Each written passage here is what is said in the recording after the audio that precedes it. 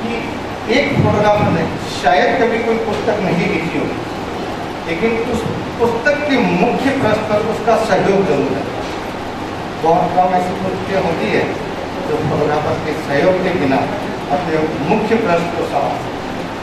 तो महत्व तो फोटो का किसी भी चीज़ से जब कम नहीं हो सकता तो फोटोग्राफर घंटों का हो। इस एग्जीबिशन में हमने उन सारे फोटोग्राफर्स को भी तस्वीर के थ्रू दिखाने की कोशिश की है जो आज की एग्जीबिशन में भी यहाँ उपस्थित हैं। इन छायाचित्रों को देख करके उन लोगों ने ये भी प्रयास किया है कि समाज में किस तरह से विभिन्न घटनाओं से समाज गुजर रहा है। आंध्रा में क्या हो रहा है, राजस्थान में क्या हो रहा है, कोई अगर डेमोन्स्ट्रेशन कर रहा है तो क्या हो रहा है। इन सब चीज़ों को देखने के लिए समाज का हर व्यक्ति उन स्थान पर उपलब्ध नहीं होता, लेकिन एक फोटोग्राफर उन सब चीज़ों के लिए अवसर देता है। सब लोग यहाँ आए, समय दे रहे हैं, धन्यवाद दे रहे हैं। कोशिश हम लोगों की हमेशा ये रहेगी कि फोटो कैमरा हो तो अपने परिवार का, अपने आसपास होने वाली सारी घटनाओं एक हिस्ट्री के रूप में, बिजनेस के रूप में सेलेक्ट करें।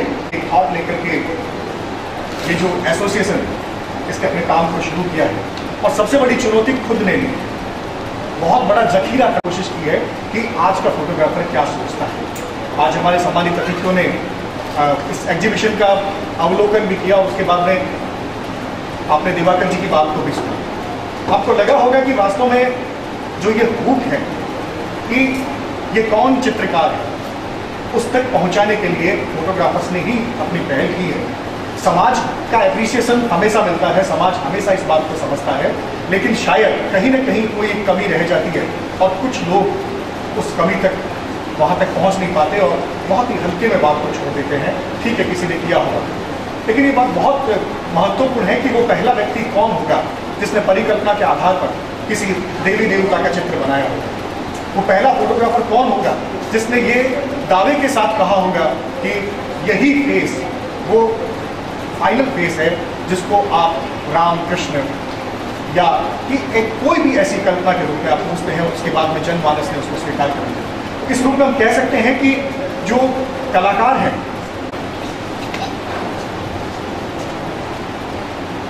आज के इस इमेजिन एग्जीबिशन, फोटो एग्जीबिशन आप आयोजित कर रहे हैं, उसके लिए पधारे हुए जो मंच पर पधारे हुए अतिथिगण हैं, आप सब लोग जो प्रेमी हैं और जिस तरह से आपने महत्व बताई है, ये फोटो एग्जीबिशन भी आपकी इमेजिनेशन कहाँ तक स्ट्रेच करती है और उसका कितना महत्व हमारे जीवन में है, ये बताने की आपको कोशिश आप इस एग्जीबिशन के द्वारा कर रहे हैं। वो उपस्थित सभी सज्जन, देवी, बच्चे और बहनें, मुझे बहुत हर्ष हो रहा है कि बीकानेर में इस तरह का जो एग्जीबिशन है ये पहली बार हो रहा है और उत्साह बहुत है लोगों में।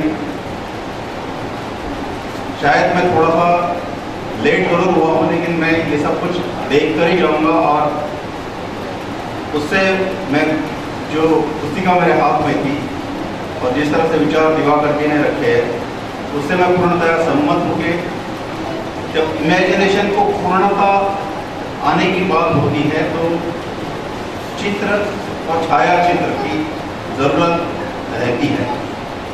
चाहे वो बात न्यूज़पेपर के बारे में न्यूज़ को पूर्णता लाने के लिए कहो या कोई विचार बहुत अच्छी तरह से अगर आपको प्रदर्शित करना हो और मुख्य पृष्ठ पर कुछ कादम्बरी के हेडिंग पे ही अगर आपको कुछ फोटो रखना हो तो पूर्णता उस छायाचित्र से आती है और इसका अनुभव हम बार बार लेते रहते हैं रोजमर्रा की जिंदगी में। और यही कारण है कि छायाचित्र जो हमारी हिस्ट्री को हम अंश है कि जिससे हमारे मन में इनके अंदर जो भी कोई विचार आ रहे हो या जो भी कोई परिकल्पना इनकी पूर्ण तरह संग्रहित हुई हो, उसको एक छायाचित्र द्वारा या दो छायाचित्र द्वारा ये पूर्ण तरह से आपके सामने साकार करें।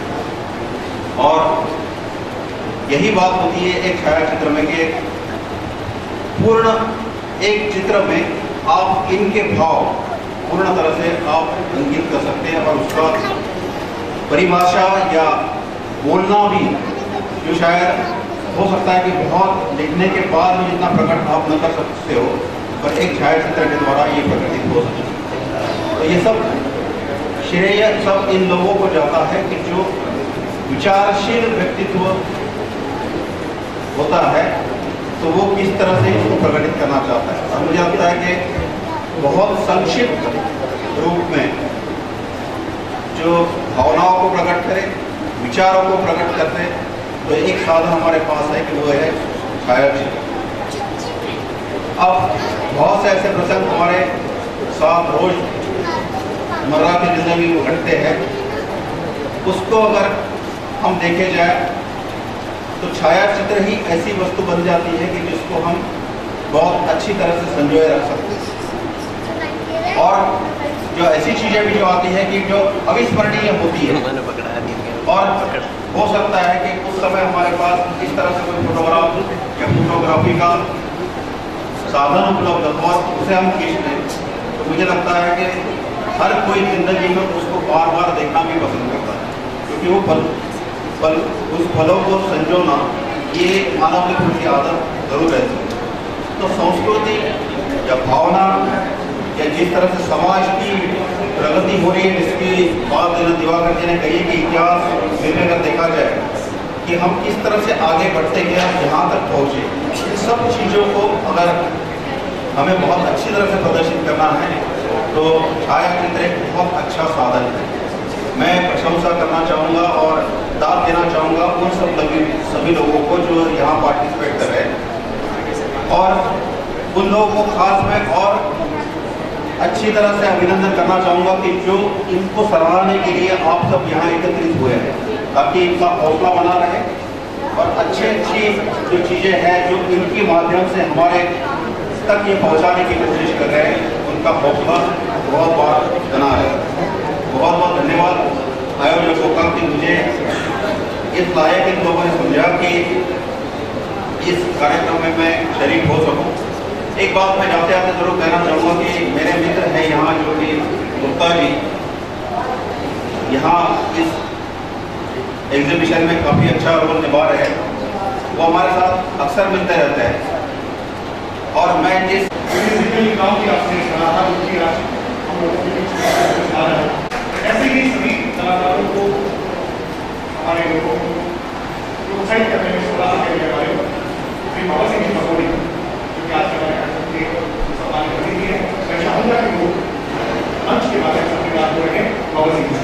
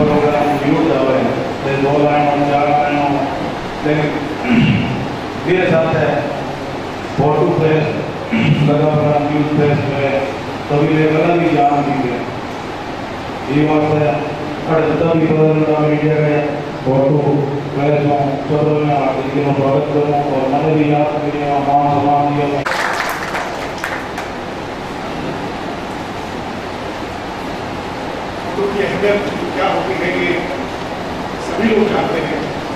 पिछली बार एक ऐसी दूसरी निकल के फोटोग्राफर की जब दिनेश जी ने लगाई थी, दिनेश जी के प्रयासों से निकलने के सारे फोटोग्राफर तो वहाँ पे तत्काल कर रहे हैं। और ये जो हमारी चर्चा है वो निश्चित रूप से इंटेलेक्चुअल परिचर्चा में तब्दील होती जा रही है। मैं निवेदन करूँगा श्रीमती मंजू गुप्ता जी से कि वो अपनी बात को इस मंच के माध्यम से रखें। मंडल रेल प्रबंधक श्रीमती मंजू गुप्ता जी। जर्नलिस्ट, फोटोग्राफर्स, आज मुझे एग्जीबिशन में आके बहुत खुशी हुई। आज हमने बहुत ही अच्छी एग्जीबिशन देखी और लगा कि हाँ मतलब फ़ोटो जर्नलिस्ट, मतलब फ़ोटोज़ तो सब देखते हैं पर फ़ोटो जर्नलिस्ट को कोई नहीं देखता है। तो आज हमने जिसने फ़ोटो लिए उनको भी देखा और हमें बड़ी प्रशंसा हुई और सबने दो दो अपने जो काम दिखाए हैं। और उनको फ़ोटो लेना भी एक कला है, हर कोई फ़ोटो नहीं ले सकता। आजकल हमारे पास सबके पास कैमरा है, क्योंकि मोबाइल सबके पास है और सबने मोबाइल में कैमरा है। बट हम लोग फ़ोटो लेते हैं और उनको स्टोर भी करते हैं और उसी से हमें पता चलता है कि हाँ हमारा डे पर डे क्या हम चेंजेस आ रहे हैं। आज अब देखें सब लोग, और उसी से हमें बहुत ज़्यादा जागृति आ गई है। सब जगह फ़ोटो नज़र आने लगे हैं, कहीं भी आप देखें, कुछ भी टूरिज्म देखें, कुछ भी देखें, आप सब जगह फ़ोटोज़ देखते हैं। तो हमारे जीवन में फ़ोटो का बहुत महत्व है और इन्होंने ये एग्जीबिशन लगा के और दिखा दिया है कि हम और किस किस एंगल से फ़ोटो ले सकते हैं, क्या कर सकते हैं। और हम कोशिश करेंगे, सब लोग यहाँ जो बैठे हैं, फ़ोटोज़ ज़्यादा से ज़्यादा लेंगे, बिकॉज ये हमें विकास दिखाती है। कल क्या था, आज क्या है, और उसका संग्रह भी करें, क्योंकि आजकल सबके पास लैपटॉप है, सब उस पर आराम से, पहले ही होता था एल्बम्स वगैरह होती थी, उनको रखने की दिक्कत होती थी। आजकल तो सब सॉफ्ट कॉपीज़ में फ़ोटोज़ रखते हैं, सब सॉफ्ट कॉपीज़ में अवेलेबल है और जब चाहें जब देख सकते हैं। तो हर समय कैरी होता है आपके साथ में, आपका मोबाइल है, मोबाइल में फ़ोटो रहती है। तो आज की दुनिया में फ़ोटो का बहुत महत्व है और आपने जो एफ़र्ट्स किए हैं और सोसाइटी ने जो एफ़र्ट्स किए हैं उसको मैं बधाई देती हूँ और मैं उम्मीद करती हूँ कि आप, और आपके साथ में अभी 9 लोग हैं और आगे लोग बढ़ेंगे और आपको all the best. Thank you very much. प्रदेश के नक्षत्र हैं जिनको बहुत ही करीने से सजा करके इस जिक्र किया था, उसके प्रतिनिधि श्री अश्विनी कुमार जी हमारे साथ हैं, हमारे बीच में हैं। मैं चाहूँगा कि वो अपनी बात इस मंच के माध्यम से रखें। अश्विनी जी, बातें बहुत सारी हो चुकी हैं फोटोग्राफी के ऊपर और भी फिटनेस रखना की बात हो चुकी है, लेकिन मैं आज एक अलग ही बात आपसे करने वाला हूँ। मैं सबसे पहले चाहूँगा कि आप मेरी बातों पर थोड़ा सा ध्यान दें, क्योंकि आज जो घट रहा है उससे 2 बातें होंगी। या तो आप मेरे विचारों से सहमत होंगे, अगर विचारों से सहमत नहीं होंगे तो मुझे छोटा जानकर माफ़ कर देंगे, क्योंकि यहाँ पर इतने सारे मुनीजन बैठे हुए हैं और सभी अपने अपने फील्ड के, अपने अपने क्षेत्र के कलाकार बैठे हुए हैं। जब मैंने यहाँ एंट्री की तो दिनेश गुप्ता जी से मेरा परिचय हुआ और भी लोगों से परिचय हुआ, सभी अपने अपने फील्ड के, अपने अपने क्षेत्र के लिए हैं, तो मुझे माफ करें। और अगर सहमत हो तो भी उसको ग्रहण मत करो, क्योंकि उस पर ग्रहण करने से मेरे विचार आप पर थोपे जाएंगे। आप बस उन पर एक बार घर पे जाने का अंदर कीजिए। आज पर्यावरण दिवस है और इस साल पूरे विश्व भर में पर्यावरण दिवस एक थीम पर मनाया जा रहा है, थिंक ईट एंड सेव, सोचकर खाइए और बचाइए। तो पर्यावरण के ऊपर जो विचार, जो सारी चीज़ें आज समाज में है, समस्याओं के ऊपर विचार करते हैं। मूल समस्या क्या है पर्यावरण की? तो मूल समस्या पर्यावरण की क्या है कि प्रदूषण है, या गंगा में प्रदूषण है, या पेड़ काटे जा रहे हैं, या कुछ भी। तो मूल समस्या ये नहीं है कि पेड़ काटे जा रहे हैं, कहीं पर प्रदूषण है या कुछ और हम संरक्षण पर ध्यान दे रहे हैं। मूल समस्या है समाज से पर्यावरण के प्रति चेतना का निष्कासन। हम एक ऐसे समाज की ओर बढ़ रहे हैं जहाँ पर्यावरण के प्रति मोह स्नेह खत्म हो गया, प्रेम खत्म हो गया। मैं छोटी सी बात से अपनी बात समाप्त करने वाला हूँ। मैं ज़्यादा बोलने वाला था, लेकिन मुझे लग रहा है कि जल्दी खत्म करनी चाहिए मुझे मेरी बात। आज हम एक ऐसे समाज में जी रहे हैं कि आने वाली पीढ़ी, आज एक टीवी पे ऐड आता है, मिट्टी में खेलते ही बच्चे को कीटाणु लग जाता है और माँ कहती है कि लाइफों से जितनी माटी हाथ के घावों में लगा दी जाती है तो ठीक हो जाता है। तो पर्यावरण से दूरी कर सकता है। आज हम internet, pizza, mobile, Android, Samsung सब में फंसे हुए हैं, लेकिन बच्चा जो बचपन है, जो आने वाली पीढ़ी है, उसको हमने पर्यावरण से, प्रकृति से इतना दूर कर दिया है कि वो जान ही नहीं सकती, उसके अंदर प्रेम ही नहीं है। जो बच्चा कभी पेड़ का अंतर और आम के पेड़ का अंतर पता नहीं, वो कैसे प्रेम